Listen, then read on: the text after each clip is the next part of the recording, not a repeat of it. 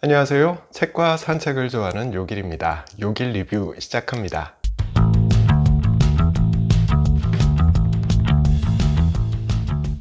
오늘 소개해드릴 책은요, 생각 버리기 연습입니다. 일본의 스님이 썼어요. 코이케 류노스케 씨가 저자입니다.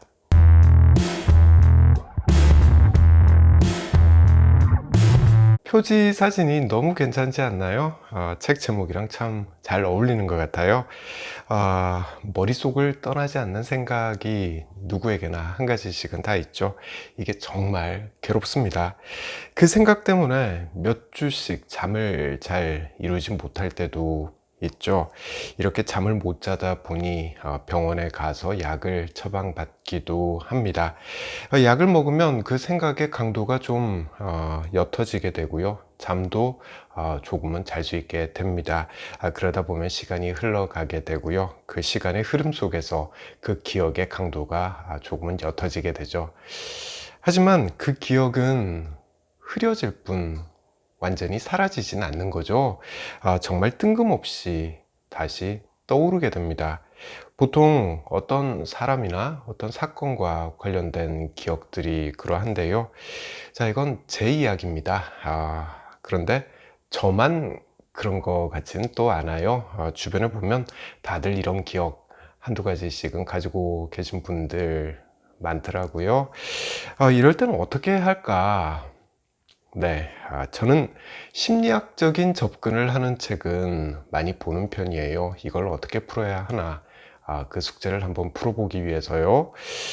그 중에서 스님이 쓴 책들, 한국에선 대표적인 게 해민 스님이 쓴 책들이 있죠.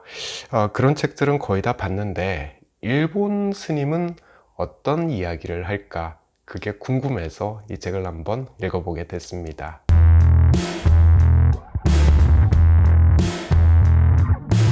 저자는 코이케 류노스케 씨인데요.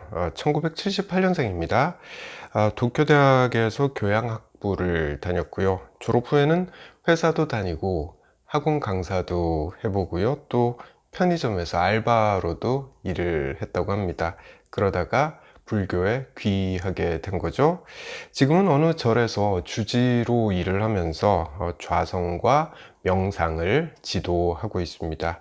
또 2003년부터 웹사이트 이름이 가출 공간이에요. 이 가출 공간이라는 웹사이트에서 대중과 소통하고 있습니다. 매우 심플한 디자인인데요. 직접 만화도 그리고 에세이도 쓰면서 마음을 다스리는 법을 알려주고 있는 거죠.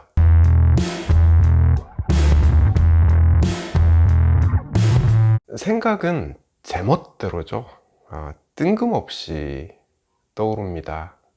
갑자기 이 생각이 왜 나는지 알 수 없는 경우가 참 많죠. 좋은 생각이면 괜찮을 텐데, 이렇게 뜬금없이 떠오르는 생각들은 대부분 좀 이젠 잊어버렸으면 싶은 그런 생각들입니다. 아예 생각을 멈춰 봐야 되겠다. 이런 시도도 해보게 되죠. 그 부정적인 생각의 흐름을 한번 막아보기 위해서 그렇게 하는데요. 그런데 자, 이제 생각을 좀 멈추자 라고 생각하는 것 자체가 생각이죠. 생각은 아무리 멈추고자 해도 실제로 생각 버리기 연습이라는 걸 하지 않으면은 제대로 실행하기가 어렵다라는 게 이 책의 저자가 하는 이야기입니다. 그럼 생각 버리기 연습이라는 거 이게 뭐냐? 라는 질문이 생기는데요. 저자는 오감을 갈고 닦으면은 그게 바로 그 방법이 된다. 생각을 버리는 방법이 된다. 라고 이야기합니다. 다시 말해서 눈, 코, 귀, 혀, 몸 이렇게 5가지의 감각, 오감에 집중하게 되면 생각을 조정할 수 있게 된다. 라는 거예요. 몸도 그렇지만 그러니까 단식을 하고 나면 몸이 좀 맑아지고 깨끗해진 그런 느낌이 들죠. 이게 몸만 그런 게 아니고 마음도 마찬가지라는 거예요. 생각을 비우고 나면 우리는 마음에 충전을 하게 되고요. 이를 통해서 우리는 예리함과 명철함으로 가득 찬 새로운 세계로 들어서게 된다 라는 거죠. 다시 말해서 이제서야 제대로 된 집중해서 해야 할 일을 할 수 있는 상태가 된 거다 라고 저자는 말을 합니다. 이 책은 이렇게 생각 버리는 방법에 대해서 이야기를 하는데요. 근데 이런 내용만 있는 건 아니에요. 책을 읽다 보면 이 책은 인생 예법을 알려주는 그런 책인 것 같다라는 생각도 하게 돼요. 왜냐면 그런 내용이 되게 많은데, 예를 들면 욕을 하면 마음이 더러워집니다. 또 거짓말을 자꾸 하면 어리석어집니다 라는 제목의 글도 있고요. 사과할 때는 구체적인 개선책을 말하세요 라는 제목의 글도 있습니다. 스님이 속세 대중에게 이렇게 살아야 한다 라고 가르치는 책이라고도 볼 수가 있는 거죠. 또 특이하게 이 책은 뇌과학자와 스님의 대담 내용이 책의 마지막 챕터에 실려 있습니다. 불교에서 말하는 생각 버리기라는 거, 명상을 통해서 번뇌를 없앤다 라고 볼 수 있을 텐데, 이걸 뇌과학자는 어떻게 바라보는지 그 내용을 이 책을 보시면 알 수가 있습니다.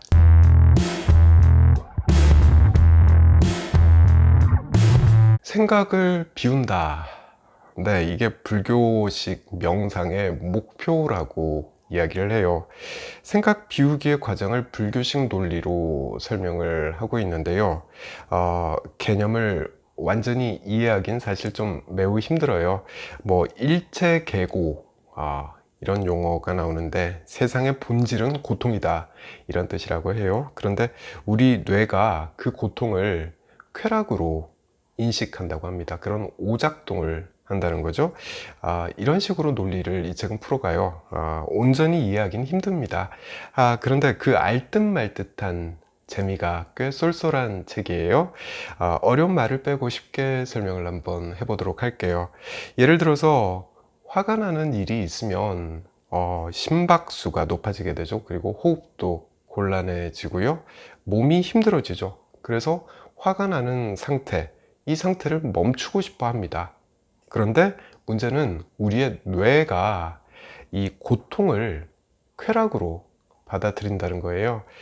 우리 뇌가 그렇다고 이 책은 설명을 합니다. 뇌는 쾌락을 계속 추구하는 경향이 있다라고 해요. 그렇기 때문에 바로 이런 뇌의 작동 때문에 몸은 힘이 드는데도 화가 나는 상태를 마음대로 멈출 수가 없는 거다라는 겁니다. 자, 그럼 이걸 불교에서는 어떻게 해결을 하느냐, 이게 궁금하잖아요. 답은 좀 간단해 보이는데 이게 또 매우 어렵기도 한 것 같아요. 답은 멈추면 된다 라는 겁니다. 뇌가 고통을 쾌락으로 받아들이는 그 과정을 차단한다는 거죠. 어떻게 하느냐? 네, 예를 들어서 애가 투정을 부려요. 그러면 이걸 바라보는 나는 짜증이 나게 되죠.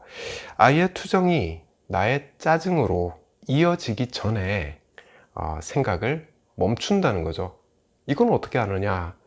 저자가 말하는 방법은요, 애가 투정을 부리고 있구나. 네, 그냥 이 사실을 받아들이라는 겁니다. 그냥 애가 투정을 부리고 있는 그 사실을 지켜보라는 거죠. 자, 정리를 해볼게요. 애가 투정을 부리면 나도 짜증이 나죠? 그래서 애한테 내가 또 짜증을 내게 됩니다. 악순환이 되풀이되는 거죠. 뇌가 짜증을 쾌락으로 받아들이기 때문에 나는 짜증을 그만 내고 싶어도 뇌가 그렇게 하도록 놔두질 않습니다. 그렇기 때문에 결국엔 애한테도 짜증을 내게 된다는 건데요. 이 악순환을 멈추려면 애가 투정을 내는 걸 그냥 사실 그대로 받아들이라는 겁니다. 응시하라는 거죠. 애가 투정을 부리고 있구나. 점점점. 여기서 멈추라는 거죠. 혹은 이 애 때문에 내가 짜증이 나게 됐다고 하더라도 이걸 표출할 게 아니라 나 자신을 응시하라는 거죠. 내가 짜증을 느끼고 있구나. 점점점. 이렇게 되는 거죠. 일단 멈추고 내 마음이 좀 편안해진 상태에서, 그러니까 평정심을 유지한 상태에서 아이가 무엇이 필요해서 저렇게 투정을 부리나, 이걸 생각을 해 보라는 거죠. 정리하자면 제3자의 시점으로 거리를 두고 나를 바라봐야 한다. 이게 핵심인 것 같아요. 이거 써먹을 수 있을 것 같다는 생각이 들어요. 이 책 읽고 나서 저는 지금 열심히 연습을 하고 있는데요. 효과도 좀 있기를 기대를 하고 있습니다.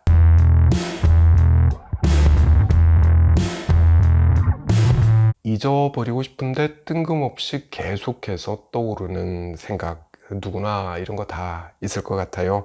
그 생각을 없애기 위해서 저는 요즘에 책을 좀 다양하게 읽고 있습니다. 심리학 관련 서적들인데요.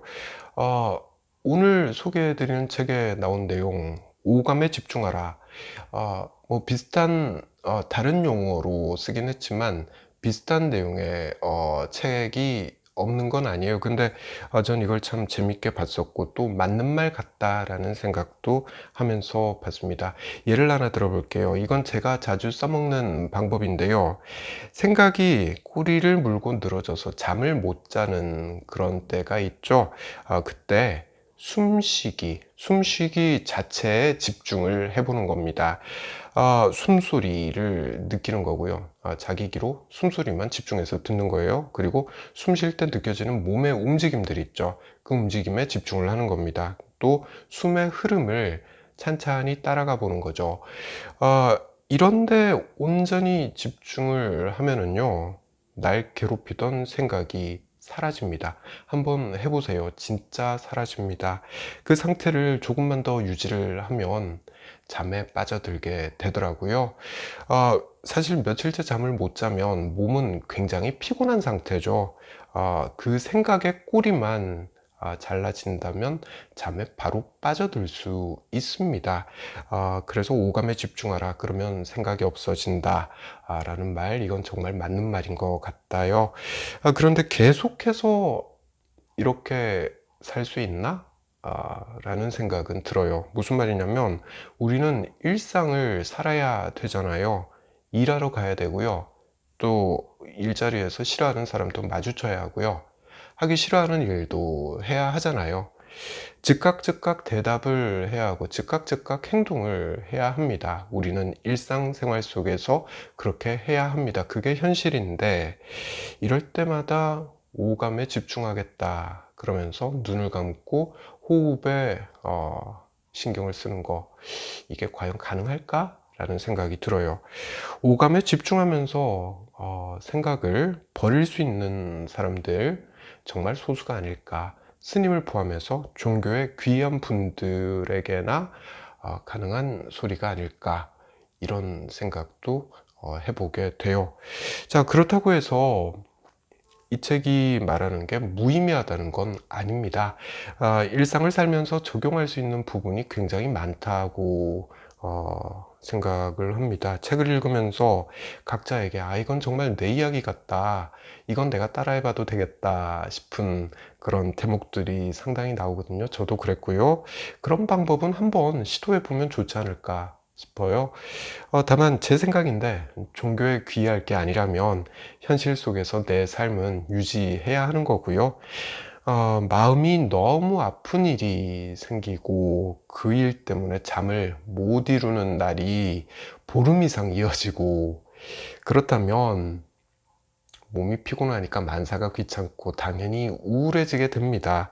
이럴 땐 그냥 병원 가서 약 처방 받아서 그 약을 먹고 버티는 게 매우 현실적인 방법인 것 같다라는 생각을 합니다.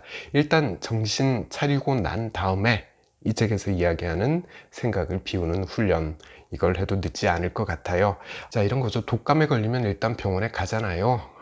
이 책에 나오는 방법은요, 독감에 걸렸을 때 써먹을 수 있는 방법은 아닌 것 같아요. 평상시에 우리 마음의 면역력을 높이는 그런 훈련 방법이다 라고 생각하면 좋을 것 같습니다.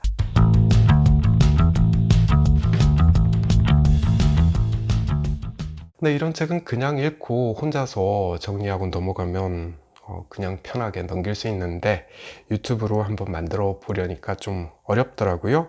그냥 제 개인적인 생각이 많이 담겨 있으니까 그러려니 생각을 해주시고요. 이 책에는 다시 한번 말씀드리지만 많은 사람들에게 도움이 될 법한 내용이 많이 담겨 있습니다. 읽어보시는 거 추천드립니다. 자, 저는 다음에 다른 책 들고 다시 찾아오겠습니다.